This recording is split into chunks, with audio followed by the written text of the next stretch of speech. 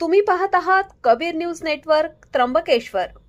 निर्भीड विचार, परखड मांडणी आणि बेधडक बातम्या। त्र्यंबकेश्वर तालुक्यातील प्रत्येक घडामोडीचा अचूक वेध घेण्यासाठी सज्ज आहोत आम्ही। तालुक्यातील ताज्या अपडेट्ससाठी आता सबस्क्राइब करा कबीर न्यूज नेटवर्क त्र्यंबकेश्वर। बेझे येथे शिलाई माता चैत्र पौर्णिमा यात्रा उत्सव मोठ्या उत्साहात संपन्न। नमस्कार, मी अमिता गावंडे, कबीर न्यूज नेटवर्कमध्ये आपले स्वागत आहे। त्र्यंबकेश्वर पासून अवघ्या 10 किलोमीटर अंतरावर असलेल्या बेझे गावामध्ये शिलाई माता देवीचा चैत्र पौर्णिमा यात्रा उत्सव मोठ्या उत्साहात साजरा करण्यात आला। 700 वर्षांचा इतिहास असलेल्या या जागृत देवस्थानचा उत्सव कसा राहिला पाहूयात या विशेष रिपोर्टमध्ये। नाशिक जिल्ह्यातील त्र्यंबकेश्वर तालुक्यातील बेझे हे गाव गोदावरी नदीच्या तीरावर वसलेले एक निसर्गरम्य गाव।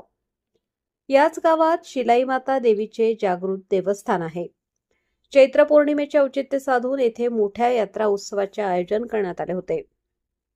ग्रामस्थांच्या वतीने या उत्सवासाठी चोख नियोजन करण्यात आले होते।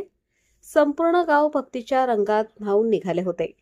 या निमित्ताने देवीची भव्य मिरवणूक काढण्यात आली, ज्यामध्ये मोठ्या संख्येने भाविक सहभागी झाले होते। शिलाई मातेच्या मंदिराचा इतिहास अत्यंत प्राचीन आहे। सुमारे 700 वर्षांपूर्वी शिळेतून देवीची मूर्ती प्रकट झाल्याने या देवीला शिलाई माता असे नाव पडले। विशेष म्हणजे शिलाई मातेची ही मूर्ती 20 भुजा असलेली असून ती सप्तशृंगी देवीची मोठी बहीण म्हणून ओळखली जाते। नवसाला पावणारी आणि भक्तांच्या मनोकामना पूर्ण करणारी देवी म्हणून या मातेची त्र्यंबकेश्वर तालुक्यात मोठी ख्याती आहे। गोदावरीच्या तीरावर हे मंदिर असल्याने शिलाई देवीला साक्षात गोदावरीचे रूप मानले जाते। केवळ स्थानिकच नव्हे तर मुंबईहूनही मोठ्या प्रमाणावर भक्त दर्शनासाठी येथे येतात।